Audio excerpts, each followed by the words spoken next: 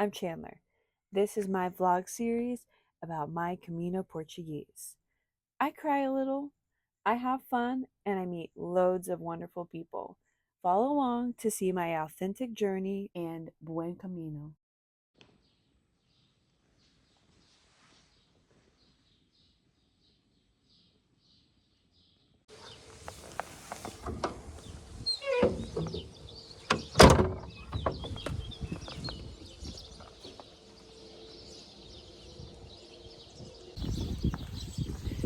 This is the first morning. I'm starting with a jacket. So I'm leaving Sao Caetano and I'm going to Tomar. That's about 25 kilometers. So it's going to be a big day for me. I have blisters and I'm leaving at, I've had breakfast. I'm leaving at 6:40-ish. Later than I'd like to leave. But yeah, I'm not sure why it took me so long to leave, really. I took my time with my feet. That took a good deal of time. But I feel good. I've had breakfast. I've had cold coffee. But I'm loaded down with water. I have some fruit. I have a sandwich. And I have, I just put some bread with jam on it for a little bit. Once I start walking, my goal today is to be more in the present moment. I've talked a lot about what town I'm in and where I'm going and how I'm tired, but I've also just been thinking about my ex a lot and the pain that I've had from it. Not thinking in like a nostalgic where I miss him kind of way, but being in Portugal, there are a lot of reminders. And today I want to be more in the present moment. That's what the meditation book is for. At the same token, I'm just reminded of the good things that I have and how my life is better and happier, and how I'm grateful to be in a place in my life to be able to do something like this. Yeah, but there's just a lot that goes through the mind when you're walking all day and when you're pushing yourself. So I am here. It's a beautiful morning. I don't know what the weather will look like. I'm in a jacket for now. Hopefully I'll cross the town around lunchtime and can have lunch and a coffee. But I'm gonna hit the road, put in my audiobook, Viola Davis, Finding Me. I'm almost done with it. It's really, really good. So, buen camino. It's gonna be a great day.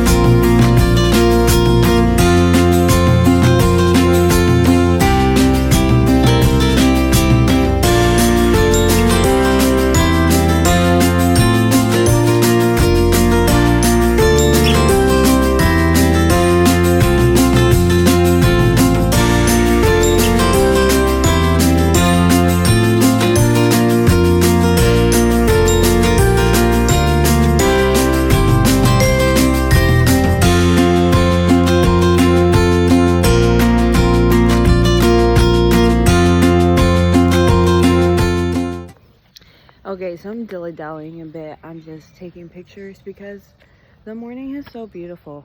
I'm walking through a town. I'm seeing old buildings, a palace. This just abandoned, overgrown courtyard. It's beautiful. And it deserves a moment. And I have the time to give it. And there are people behind me, and I found myself feeling silly for taking a video of the slug going across the road or the pretty flowers, but I did it anyway.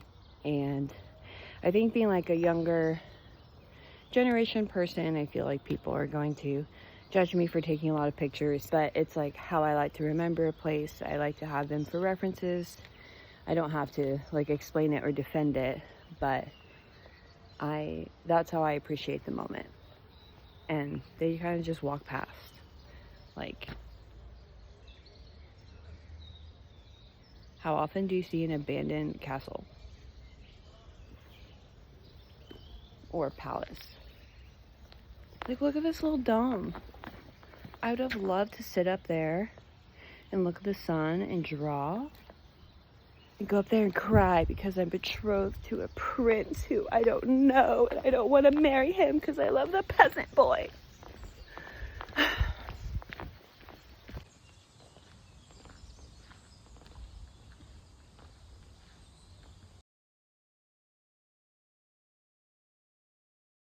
Okay, who wants to buy this palace with me? We restore it. Live here in Portugal. Oh my god, a crane just flew by. Oh my gosh.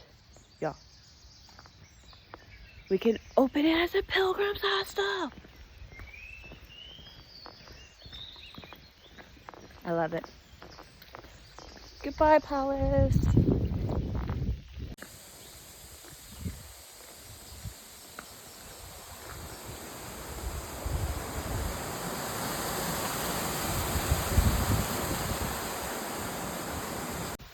Okay, I'm really not going to get there anytime soon if it keeps being this dang pretty.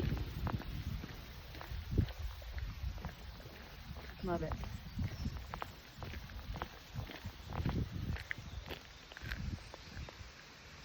You can't see, but there's houses.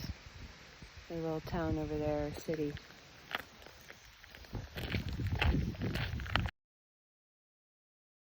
Okay. Oh. Obrigado.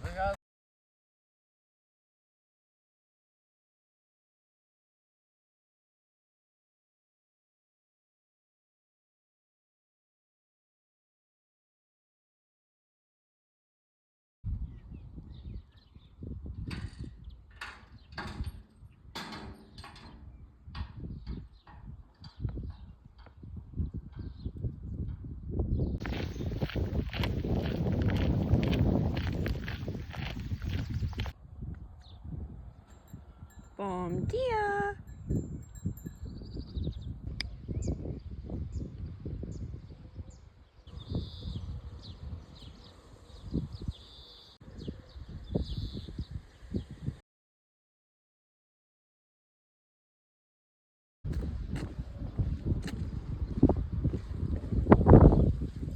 I want to take a moment to thank all the people that supported me on Buy Me a Coffee. It got me through so much encouragement to know that someone was cheering me on, wanting to give me energy, not only through coffee, but through showing me that they believe in me. You helped me so much. So thank you for this coffee. You can also support me on Buy Me a Coffee. My name is CaminaChandler, and you really don't have to, but if you want to.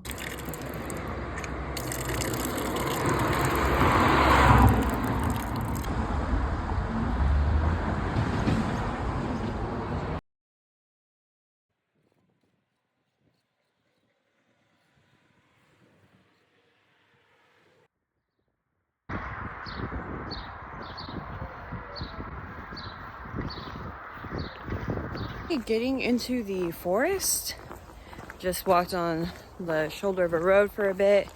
I'm relieved that it was brief. I've had 2 coffees at a cafe in Italia, maybe. There were 5 other pilgrims there, all dudes. Dudes don't really ever work very hard to include you in conversation, so I was a little bored. But we just kind of all got there at the same time. So I drank my coffee, went to the bathroom, and left. It was great.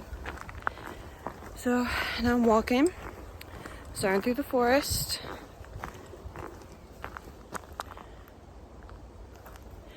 Actually, my body's kind of cramping a bit. So I might dig out my ibuprofen, which is in the bottom of my bag. But yeah. Just like kind of feels like menstrual cramping, unfortunately, and that's gonna not be fun for the day. So I'll get that out, maybe go to the bathroom again, and then put my head down and go. Okay, I think this is actually the eucalyptus forest I was excited about. The other one was a smaller one, I guess.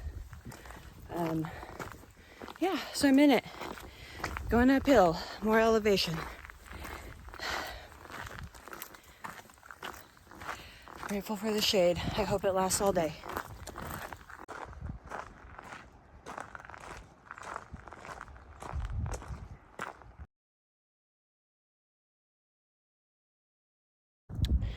I'm listening to James Taylor and Country Road. It just reminds me of my dad, and I'm just talking with him, letting him know how much I miss him and love him, and how much I wish that I could talk to him about this experience, and it feels healing. This is my view right now.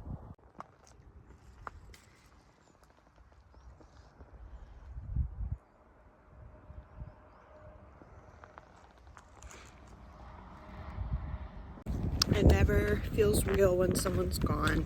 It just, I think it's, I don't know, 7, 8 years later since my dad passed. And I still just can't believe it. And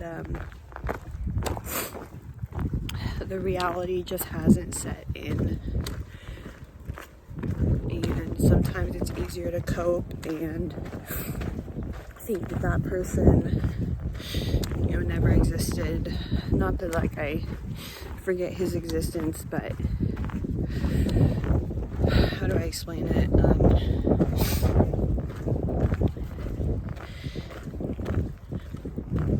I don't know, I guess I've just had 8 years without a dad now. And that's 1/3 of my life almost. And it just becomes more normal to not have new memories with this person, and it becomes easier to forget that that role is a normal part of life. And then there's like a dad and a daughter walking yesterday, and it was just really sad.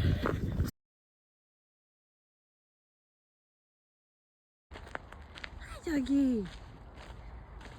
Hi.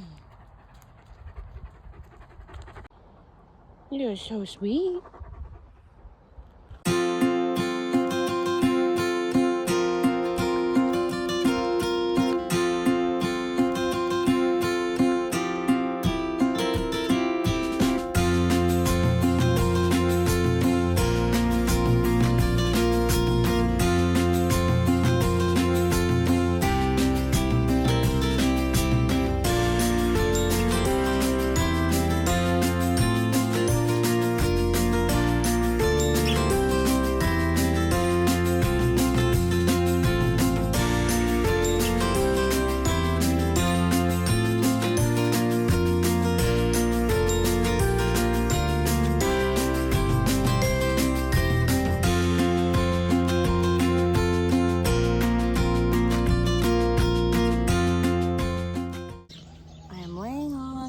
Ground, elevating my feet.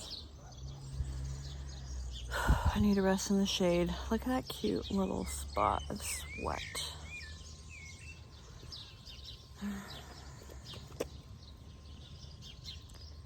Made it through a hard part, full sun, for like an hour along the highway.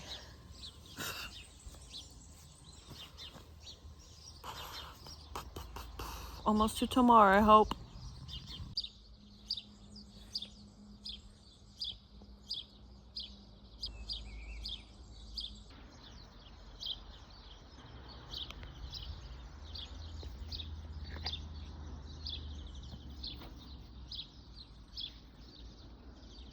I'm elevating my feet. I could like feel the blood trickling down my veins. 5 kilometers left. I'm the last of the pack. That's okay. I like being here under this tree. Not a cute angle. Maybe not the safest place, but there really aren't that many safe spots to rest. What's a girl to do?